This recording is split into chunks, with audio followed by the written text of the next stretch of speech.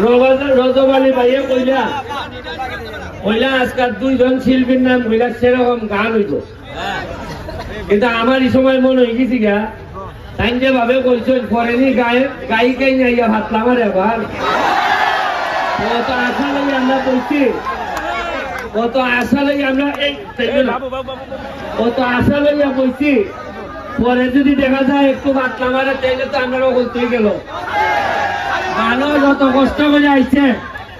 তবে আজকে গান যদি ভালো হয় আর দর্শকরা যদি সন্তুষ্ট থাকে আর আপনারা যদি না বা রজব আলী ভাই এইরকম ভালো প্রোগ্রাম করছে তাইলে রজব আলী ভাই যেটা চাই তা ভালো করে চিন্তা করেন গেল।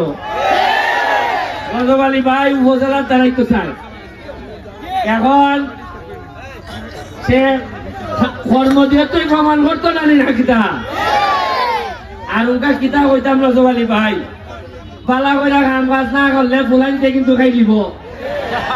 আমি তো ৪৪ বছর বয়স ৬০ বছর খাইয়ে লেছি, আপনারা দোয়া এবং ভালোবাসায় আপনারা আমার এত নির্যাতন নিপীড়নের পরেও এক নির্বাচন করতে গিয়ে ৩ বার উঠলাম। আমি জানো এক নির্বাচন করতে গিয়ে শুনলাম আমার বেলা দেখতে পাকিস্তানি লাগে, এটা শোনার পরেও ধৈর্য ধরে বইয়া রয়েছি যে ইয়া আল্লাহ উপরে তুমি আর নিচে আমার এলাকার মানুষ যদি এরার লাগে সারা জীবন কইরা থাকে এইটার ফল আমি ৭ তারিখ পাইবো ইয়া আল্লাহ। আমার উনকা আর চিন্তা নাই, এরা কইছিল খেলা হইব ৭ তারিখ, আমি কইছিলাম খেলা হইব আগামী ৫ বছর। ওই আরম্ভ হয়েছে রজব আলী ভাই খেলা শুরু করে দিছে। এখন আমি কইব যে আমরা সবাই বইয়া রজব আলী ভাইয়ের ব্যাপারে একটা কথা কই, আমার যখন তুফান চলে, আমার উঠিটা যখন সাইক্লোন যাইতেছে, এই সময়ে কিছু লোক চোখ বন্ধ করে আমার পক্ষে দাঁড়াইছে। এর মধ্যে প্রথম হইল রজব আলী ভাই আমার সোনারঘাটের মধ্যে। আমি রজব আলী ভাই যেভাবে আমার মুরব্বী হিসাবে দাঁড়াইছে, আমি একটা কথা কই যাইল রজব আলী ভাই, আমি আপনি যে সিদ্ধান্তই নেন আমি কথা দিছি আমার জন্য যারা করছেন, আমার প্রার্থী যারা আমার জন্য করছেন, বাকি ৫ বছর এদের প্রতিটা ঋণ আমি সুদ না করে আমি এমপিগিরি ছাড়তাম। আমার জন্য যারা করছেন তারা নির্বাচনে যদি দাঁড়ান, আলোচনা করে যদি আমরা এক সিদ্ধান্ত নিতে পারি, আমার প্রার্থী যদি ৫০০ ভোট পায়, যে ৫০,০০০ লাগে পাস করতে পাইব ৫০০ ভোট, আমি ৫০০ ভোট ওনার পিছিয়ে থাকবো। আমি কইয়া দিলাম জীবনে আর কোথা পারি না পারি, আমি সোনারঘাট মাধবপুরে তরুণদের জন্য একটা এক্সাম্পল, একটা উদাহরণ তৈরি করতে চাই যে দুঃসময়ে কখনো কাউরে পাইলে যাইতে হয় না। আমি এবার টার হয়েছি, কি পরিমাণ সক্কা ভাঞ্জা হয়েছে, আমি টার হয়েছি। আমি এখন ইতাদার চাইতাম না, আমি এখন আপনারা চেষ্টা করি যে দায়িত্ব আপনারা আমার দিচ্ছেন, আজকে সংবর্ধনা হইতেছেন, সংবর্ধনা আমি আর নিতাম না, এটাই আমার শেষ। কারণ রজব আলী ভাই সাবাজ আমি বুঝা গানের কথা বলে আড়াই দিচ্ছে একটা নাম সংবর্ধনা, আমি সংবর্ধনা দাঁড়াইতাম না। কেউ আর চিন্তা করুন না আমার সংবর্ধনা দিবা, আমার সংবর্ধনা হবে না, আমার হবে হচ্ছে গিয়া জানাজার মধ্যে সবচেয়ে বেশি মানুষ হবে, একজনও মিস করতে পারত না।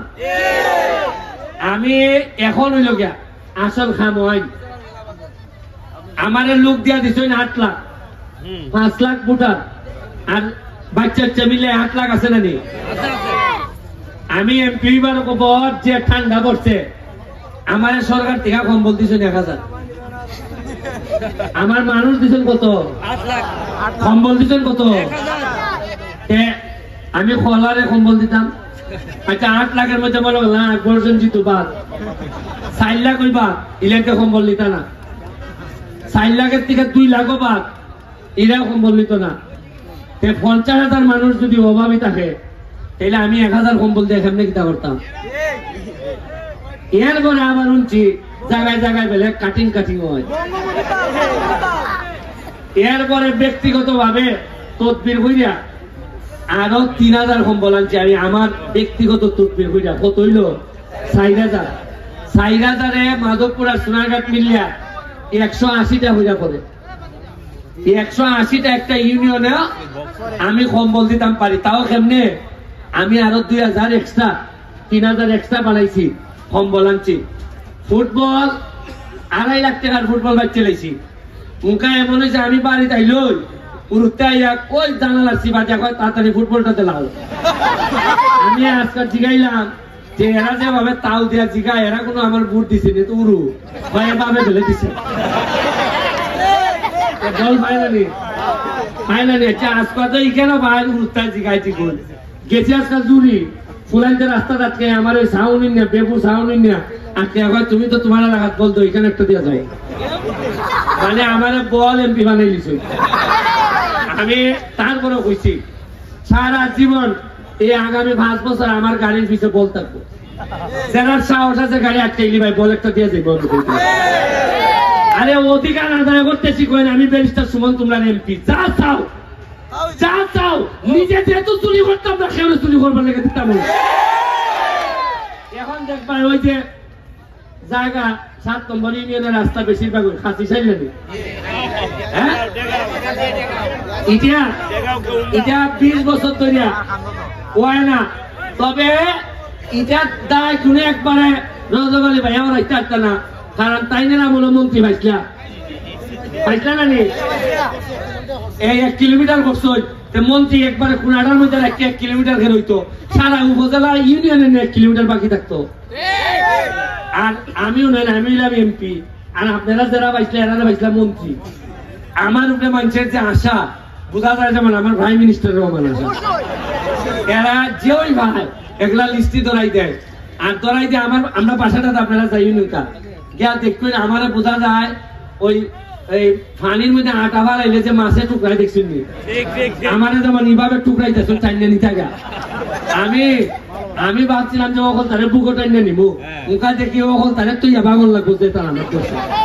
আপনি সকালবেলা উঠতে বাসাটার মধ্যে মানুষ দেখতো মানে যে রোয়ানা দেয় মেম্বারের কাছে যাইতো এও হয়তো ব্যারিস্টার আছে জায়গা দেখে মানে আমি যে এমপি হয়েছি যেভাবে আমার টাইলে দুটা টাইনা টুইনে আমার সেলফি তুলে আমি কই আমি এমপি এইভাবে করিস না মানে তালটা ধরছে সোনারঘাট আমি দেখি এক কুত্তার জিগায় না আইও আমার টাইটা তুলে টাইনে একটা সেলফি তুলে আমি কই দাঁড়াবে আমার ভাই সোনারঘাট তুই জিগাইতাম কিনা বুঝছেন না আপনি মানে বেটার মানে সোনারঘাট বেটা আমার অত জিগাইতো কিনা আমার কলার দূরে টানবো আমি ওকে কি যন্ত্রণার যে আছি আমি ওকে দেখা গে তদবির করতাম আর এলাকা উন্নয়ন আমার বাসার কি এক বেটায় না ভাই নয় বাড়ি আইয়া বুটটা খেলে দিছিলাম কোনোভাবে যদি আমি মানুষ 500 আপনি দেখবেন সকালবেলাটা গিয়া হ্যাঁ আজকে আমার বেডরুমও গিয়ে আমার শুয়ে মানুষ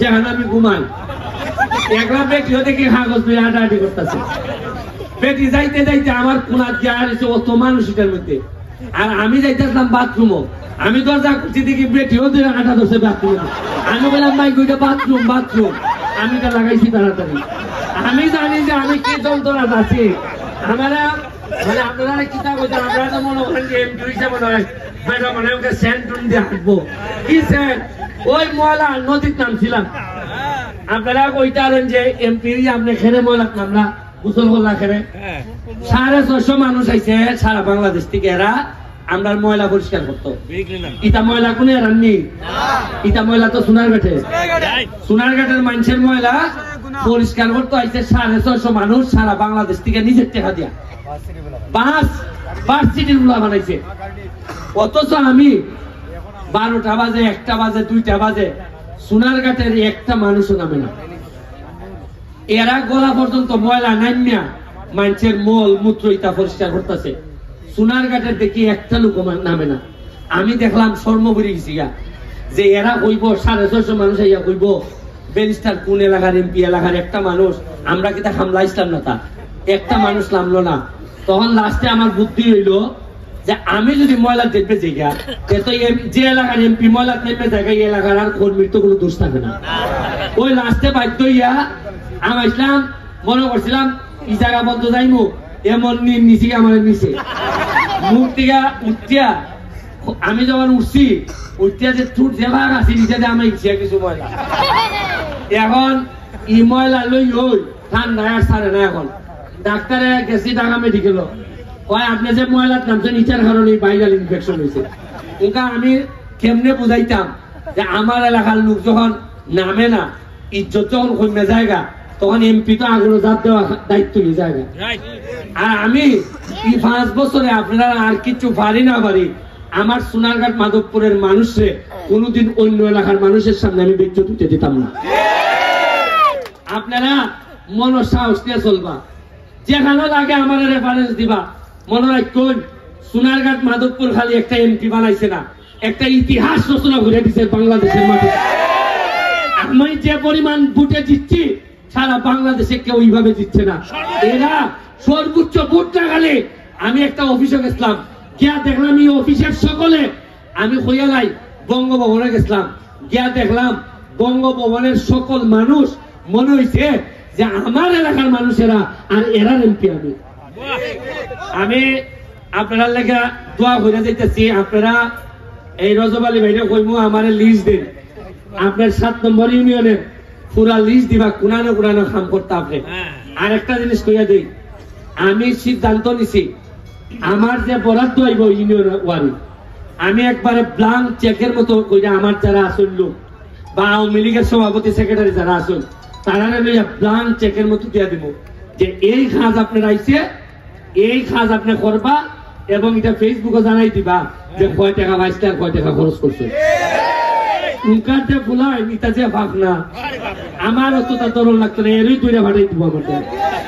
নেতা বলতে যারা তার ভাই তার জন্য উনকার ফুলাই কি তার ভাগ না আরে আরে তার ভাই আর কিছু দিবেন বলতে ওই জন্য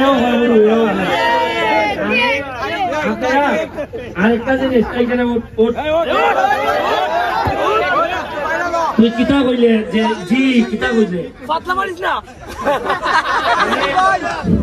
আপনারা এখন থেকে কোন দুর্নীতি যদি ভাই যেখানেও পাইবা দুর্নীতি আগে তো মনে করছেন যে বেটা বড় নেতা বেটার বিরুদ্ধে কইলে নি কোনো অসুবিধা হয় পরিষ্কার ভিডিওর মধ্যে পরিষ্কার করে তবে প্রমাণ সহ দিতেইবা অযথা এক বেটার বিরুদ্ধে দোষ দিবা না প্রমাণ সহ ভিডিও আপনারা আপলোড করবা আমারে ট্যাগ করবা আমি কিন্তু সারাদিন ওই রাইত ওই বইয়া গেলে বিভিন্ন লোকের ভিডিও লুকাই হইলো আমি দেখি যে এটা কোনো যন্ত্রণার ভিডিও কিনা আমি জানি যে ফেসবুকে তোমরা যেটা দেও ইটার মধ্যে যদি আমি কাজ করতাম পারি তাইলে আমার বিশ্বাস তোমরা হৃদয়ে আমি জায়গা নিতাম পারবো দুর্নীতির বিরুদ্ধে আমাদের জিরো টলারেন্স আমি কোন ধরনের দুর্নীতি এলাও করব না আমি কাউরে দুর্নীতি করতে যতদিন এমপি আছি করতে দিব না তোমরা যদি খালি আমার সাথ দেও খান্দার সময় খাইতো এখন আমার সাথ দেও দেখুন আর খান্দা দিতাম না তোমরা আর দুর্নীতিটা যদি আমি 50% আটকাই দিতাম পারি খালি তাইলে দেখো না খাম করে কুলাইতে আসতে না তোমরা যে জায়গা যাই এই জায়গার মধ্যে 2 নম্বরই বলো আর আমি আওয়ানের পরে দুর্নীতিবাজ কিন্তু কমছে না জিম খাইছে এখনো পুরা কমছে না জিম খাইছে তবে এই জিম থাকতে থাকতে কমাইলে লাগবো বুঝা গেছে এই বিষয়টা ইমান আমি তোমরা লইয়া করতাম চাই তোমরা সাথে দেখো খালি আর কেমনে সোনারঘাট মাধবপুর উন্নতি হয় না এটা আমি দেখতাম আর ব্রিজ কালভার্ট যা ব্রিজ লাগে খালি কুয়াই সেতু ছাড়া অন্য সব ব্রিজ আমি সিদ্ধান্ত দিছি সরকারে দেয় মাত্র 5টা না 6টা আর আমার লাগে ব্রিজ 70টা সোনারঘাট মাধবপুরে একবারে কম হইল আরো 70টা ব্রিজ লাগে সরকারে আমারে দিব 5 বছরে মনে হয় অন্তত 15-20টা হইতে পারে হাইয়েস্ট তা আমি আমার 50টা ব্রিজ কেমনে বানাইতাম আমি সিদ্ধান্ত নিছি আমি এখন হাইকোর্টে যত টাকা ইনকাম করবো এই টাকার মালিক আমি আর না আমার এলাকার জনগণের লোক আমার সকল ইনকামের মালিক আমি টাকা দিয়া আমার নিজের ইনকামের টাকা দিয়া আজকে আমার 49তম ব্রিজের ঢালাই শুরু হয়েছে সাতচুরি আমরা 50তম ব্রিজের পিলার বইছে এরপর আমি একসাথে একটার পর একটা করতেন থাকবো কারণ এখন একটা সমস্যা হইল আমার পকেটের টাকা দিয়ে ব্রিজ বানাইলো মানুষ করবো মনে হয় টাকা সরকারি এর চেয়ে বাবা মানুষের সাথে তোর ওগুলা লাভ নাই, ঠিক হইলে বাবা আমার স্বাস্থ্য সরকারি, তুই তাও শান্তিতে থাক, কোনো ঝামেলা তখন নাই। আমি কথা দিছি আমার সকল ইনকাম, আমার অল্প টাকা লাগে আমার খরচের লেগে। এখন আমি কিন্তু যে জায়গানো বইয়া ছেলে ভাত খাইলে আমার ওই জায়গা, আমার অল্প টাকা আমার নিজের লেগে লাগে। এই টাকাটা রাখিয়া বাকি টাকাটা আমি পুরাটা ফ্রিজ বানানি রাখবো। আপনারা দেখবেন না 5 বছরে ব্যক্তি উদ্যোগে আমার মনে অন্তত 150 ফ্রিজ আমি বানাইতাম পারবো, এটা আমার পুরা বিশ্বাস। আপনারা গান উনতে আমিও 2টা গান নিয়ে যাইবো, আপনারা লেগে দোয়া রইল। আর আরেকটা জিনিস খেয়াল করছেন নি, আমি দুইবার পরে বক্তা যেমন দেখেছি কিছু মানুষে মনে করে যে এই পাবলিকও টানতো না, আর এই প্রধান অত্যন্ত একটা ফেস লাগাই রাখ আমরা এগুলো সংক্ষেপ করো সংক্ষেপ করো। এইভাবে বক্তা যদি কমে জায়গা দেখবা খামের মানুষ পাইবাই বেশি। আর নাই লেরে বাবা এই জায়গাটা খারইয়া এমন ভাবে বক্তব্য দেয় বোঝা যায় ইদার সাইড লিব বেটা, কিন্তু বেটারে খামের কথা কনে ওই আসি আমি চলছি শেষ। আর তার থেকে আমরা বাড়ি আইতাম হইব। আর পড়াশোনার লেগে যা যা লাগে আমারে কইবা, আমি দিব যতটুকু পারি। পড়াশোনার থেকে কোনোভাবে আমি কিন্তু অলরেডি 2টা স্কুলে অলরেডি মাস্টার নিয়োগ দিছে আমার খুশিতে। এখন এই 2টা স্কুলে চা বাগানে আমার টাকা দেওয়া হয়েছে, প্রতি মাসে বেতন আমি দিব, তারপর শিক্ষকের সংখ্যা বাড়তে হইব। আমার প্ল্যান হইল গিয়া মিনিমাম সোনারঘাট মাধবপুরে অন্তত 50টা টিচার আমি নিয়োগ দিতাম। আমি 5 বছর এর আমি যেমনি বাড়ি চালাইবো। আর আমার যে মাঠ বানাইবার স্বপ্ন, এটা অল্প দিনের মধ্যেই প্রথম মাঠ উদ্বোধনের মধ্য দিয়া আমি আরো সামনের দিকে লয়ে যাইব। আমার আকবরুজ্জামান জিতু ভাই কইছেন যে ওই খোয়াই স্টেডিয়াম, যেটা স্টেডিয়াম অন্তত না হইলে আমি যেন একটা ব্যবস্থা করিয়া একটা গ্যালারি অন্তত বানাই দিই। আমার একটা বিশ্বাস এই 5 বছরে যত্নের সাথে আমি যে কাজটা করবো এটি হলো মাঠের কাজ। আমি জিতু ভাইয়ের কথাটা রাখলাম, তবে আমি আশা করবো জিতু ভাই, আকবর হোসেন জিতু ভাই মানুষের পালস বুঝে। এই লোকের একটা গুণ আছে, উনি মানুষের পালস বুঝে। মানুষের এই পর্যন্ত তার বিরুদ্ধে দুর্নীতির অভিযোগ আমি পাইছি না। আর তার বিরুদ্ধে আমি ওই যে অযথা ক্ষমতার অপব্যবহার এখন পর্যন্ত আমি পাইছি না। আমি সবসময় লোকটা তার মানুষের পালস বুঝছে উনি কাজ করছে। আমি আশা করবো উনি বাকিটা সময় 5 বছর অন্তত আমারে গার্ডিয়ানের মতো তাকিয়া তাই না আমারে উপদেশ দিয়া, খালি উপদেশ দিয়া না, মুস্তফা শহীদ সাহেবের সাথে যেভাবে তাই তাকিয়া তাই টাইনা লিয়া গেছেন। আমি আশা করবো এই আকবর হোসেন জিতু ভাই, আমাদের রজব আলী ভাই, আমাদের সুজন চেয়ারম্যান সাহেব, আমাদের যিনি আবার বক্তব্য রাখেন, যারা এখানে আসুন, আমরা বশির ভাই, যারা এখানে আছেন, আমরা ফুরুক ভাই, আপনারা বিশেষ করে আপনারা আমার যদি একটু দেখা নেই, আমি তো ছোট, অত বয়স আপনার তুলনায় কম, কিন্তু আপনার কাছে শিক্ষণীয় অনেক জিনিস আছে। আর ইতার লই আমরা একটা সোনার বাংলা বানাইতাম চাই। আমি কথা দিয়েছি ঢাকা গতকালকে একটা প্রোগ্রামও গেছিলাম, কইছি আপনারা আর আমারে 2 বছর সময় দিন, 2 বছর পরে সোনারঘাটের চেহারা বদলাই আপনারা আমি টুরিস্ট পর্যটন নগরীতে দাওয়াত দিব, আপনারা ইয়া যাইবা সোনারঘাট মাধবপুরে আমি বানাইব। আপনারা দেখুন চান, এখনো দেখুন চান স্বপ্নটা কি দেখছি। এই জায়গার থেকে একবারে জগদীশপুর পর্যন্ত রাস্তাটা আরো বড় করিয়া মধ্যখানে যদি আমরা ডিভাইডার দিয়া যদি আমরা লাইটিং এর ব্যবস্থা করি, কি সুন্দর লাগবে। এরপরে যে কোয়াই নদী, পুরাতন কোয়াই নদী যেটা আমরা পরিষ্কার করলাম, এইটারে 2 পাশে যদি ওয়াক হয়ে দিয়ে আটার ব্যবস্থা করিয়া লাইট জ্বালাই দিয়ে যদি 3 কিলোমিটার জায়গা, বাজারটা কিরকম হয় মনে করেন আপনারা? সোনারঘাটের যে মাছ বাজারটা আছে, এটারে যদি একটা 3-4 তলা বিল্ডিং করন যায়, ওইটা যদি থাকে তালায় তালায় যদি মানুষের এই বিভিন্ন কিছুর ব্যবস্থা করা যায়, কি সুন্দর হয় দেখুন। আপনি দুর্গাপুর বাজারটারে যদি মাছের লেগে একটা প্রসিদ্ধ বাজারে তৈরি করে দেওয়া যায়, এরারে যদি আরো বড় করে দেওয়া যায়, চেহারা বদলাই নি সোনারঘাটে। আর খালি যদি এই রাস্তাটা, এই যেটা স্বাস্থ্যগঞ্জ টু যেটা বাল্লা রেল লাইনটা, যেটা ইটারে যদি সিএমবি রাস্তা বা ট্রেনের লাইনটা সুন্দর করে আবার করণ যায়, সোনারঘাটে আপনি সিনবানি আর বালা হইল। এরপরে মাধবপুরের লেগে আমার স্বপ্ন আছে, আপনারা আমার লেগে দোয়া করুন। আমি প্রয়োজনে নেত্রী শেখ হাসিনার ভাবা প্রয়োজন, তাও বলবো যে আমরা মানুষ, আপনি চিন্তা করেন আমরা কত দুর্ভাগা, বঙ্গবন্ধুর নামে কতটা হয়েছে সারা বাংলাদেশও, অথচ এখানের মধ্যে যারা নেতৃত্ব দিচ্ছেন এই গত 50 বছরে বঙ্গবন্ধুর নামে এখন পর্যন্ত একটা ব্রিজ পর্যন্ত করতে পারছি না। অথচ আমি কথা দিছি যে আমি এমপি থেকে যাইবার আগে বঙ্গবন্ধুর নামে সবচেয়ে বড় স্থাপনাটা আমি সোনাঘাট মাধবপুরে হইতা দিয়া যাইব এবং দেখাই দিয়া যাইব যে বঙ্গবন্ধুরে ধারণ করতে হয় মনে এবং বুকে, খালি জাহাজের মধ্যে বক্তব্য বাজিতে না। আজকের মতো বিদায় নিতেছি, তবে কথা হবে স্লোগানে, দেখা হবে মিছিলে, বৈশা থাকার সময় নাই। এমপি যেহেতু দৌড়াইতে শিখছে, প্রতিটা মানুষ আপনারা দৌড়াইতেইবা, তখনই সম্ভব হইব সোনাঘাট মাধবপুরের স্বপ্নের সোনার বাংলা বানানো। জয় বাংলা, জয় বঙ্গবন্ধু।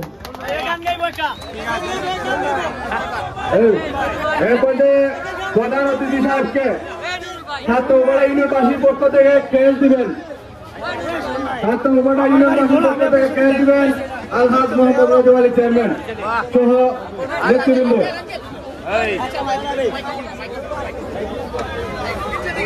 ক্রেজ প্রদান করছেন ছাত্রপাড়া ইউনিভার্সিটির পক্ষ থেকে, ক্রেজ প্রদান করছেন আলহাজ রজব আলী চেয়ারম্যান সহ মুরব্বিয়ান। আপনারা যারা স্টেডিয়াম বিরক্তি লোক আপনারা করে নেমে যান, স্টেডিয়াম লোক নেমে যান।